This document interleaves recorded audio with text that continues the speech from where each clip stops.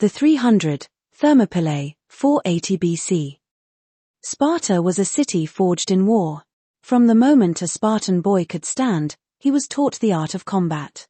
Discipline was their religion, and war was their way of life.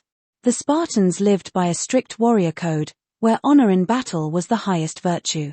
Trained to fight and die with unwavering loyalty, these men were sculpted for war, living embodiments of their god's will.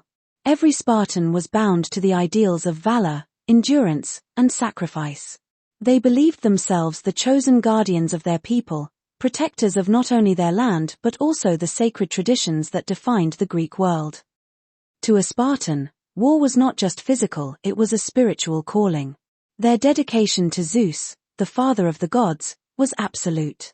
Before battle, they made offerings, prayed for divine favor, and trusted that every strike of their spear was guided by the hand of Zeus. They were not just fighting for survival, they were fighting to preserve a way of life, a connection to the ancient past that Persia threatened to erase.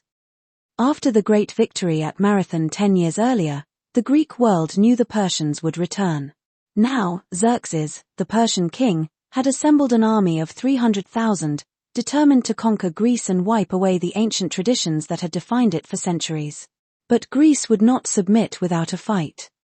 When the Persian emissary arrived in Sparta, demanding submission, two of Leonidas' most loyal Spartans answered. With a smirk, they seized the emissary and threw him down a well, saying, "You'll find earth and water down there." This act of defiance set the tone for what was to come. Yet, this bold move was not without consequence. Under pressure from the increasingly corrupt Spartan leadership already swayed by Persian gold, these two men were ordered to be handed over to Xerxes for execution. But even Xerxes, confident in his massive army, dismissed the gesture, saying it was not enough. His sights were set on total conquest. Leonidas, realizing that Sparta's leadership had been compromised by foreign influence, rallied 300 of his most loyal warriors. These men were the elite of Sparta, trained from birth to fight and die for their city. But they were more than just soldiers, they were deeply spiritual men, bound by faith in the gods and a fierce determination to defend the old ways. Leonidas, knowing the enormity of the Persian force, also called on his Greek allies. Though not as skilled as the Spartans, the soldiers from Thespae, Thebes, and Athens were just as committed to the defense of Greece. They understood that this battle was not just for territory, it was for the very survival of their culture, their independence, and their gods. The Greek coalition, though small in number, stood united against the Persian tide. They understood that should they fail, all of Greece and its sacred knowledge would fall with them. Leonidas and his 300 marched to Thermopylae, a narrow pass between the mountains and the sea where the Persian numbers would mean little. Here, they would make their stand. At his side were some 6,000 Greek allies, brave men who shared in the fight to protect the sanctity of the Greek world. Leonidas knew, however, that only his Spartans could be trusted to hold the line to the bitter end. He prepared himself and his men not just for battle, but for a glorious death, a sacrifice in the name of Greece's independence. As the Persian army approached, Xerxes, confident in his overwhelming strength, sent another emissary. "Lay down your weapons, and I will spare you," the emissary offered. Leonidas stood tall, his voice steady and firm. "Come and get them," he replied. The battle was set. For 2 days, the Persians attacked, but the Greeks, led by Leonidas and his Spartans, held firm. Shoulder to shoulder, the Spartans formed an impenetrable phalanx, their bronze shields overlapping, their spears thrusting forward with precision. Their discipline and training were unmatched, and the narrow pass at Thermopylae forced the Persians to attack in waves. Every Persian soldier that approached was cut down. The ground beneath the Spartans' feet became soaked with the blood of their enemies. Wave after wave of Persians crashed against the Greek line, only to be repelled. The Spartans fought with divine purpose, their battle cries invoking Zeus as they carved through the Persian ranks. The Greeks who fought alongside them, though less seasoned than the Spartans, were no less committed to the cause. They fought with the same ferocity, defending their homes, their gods, and the sacred traditions of Greece.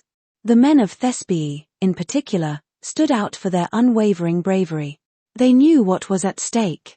If Greece fell, the knowledge of the old world, its culture, and its spiritual practices would be lost forever to the might of Persia.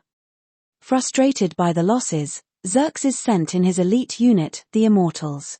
These soldiers, clad in dark armor and masked in silver, were the best Persia had to offer. Their name alone struck fear into their enemies.